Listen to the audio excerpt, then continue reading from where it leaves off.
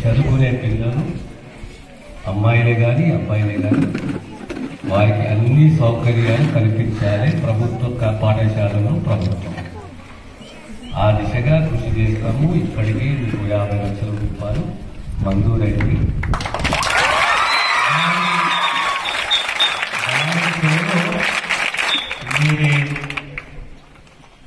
మీ model స్కూల్కు పెద్దలైన principal గారికి నన్ను కూర్చోబెట్టి అన్ని నాకు రాపించాడు.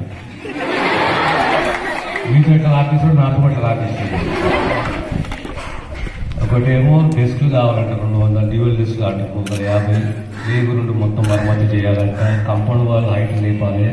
కంప్యూటర్ ల్యాబ్ కావాలి, డిజిటల్ ల్యాబ్ కావాలి, లైబ్రరీ కావాలి, చైర్లు కావాలి, సీసీ రోడ్ కావాలి.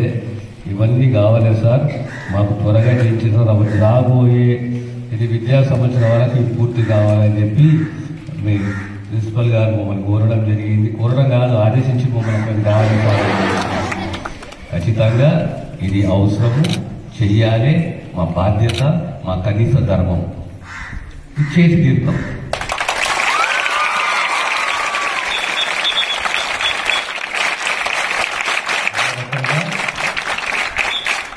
ఇప్పుడు హాస్టల్ కూడా డ్రైనేజ్ వ్యవస్థనే కానీ త్రాగునీటి వ్యవస్థనే కానీ కావాలని చెప్పి వాడని అడిగిరు.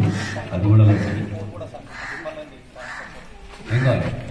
మీరు చేసే పని ఏంటి అంటే మొట్టమొదట మంచిగా విద్యావంతులు కావాలి, చేయాలి. ముఖ్యంగా ఆడపిల్లలు చదువుకోవాలి.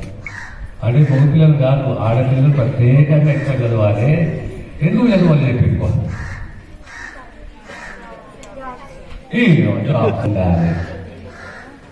మొదటి. రెండోది విద్యతో సహా సంస్కారవంతులు కావాలి. సంస్కారవంతులు అంటే మన బిహేవియర్ ఎలా ఉండాలి, సమాజంలో మన నడవడిక ఎలా ఉండాలి,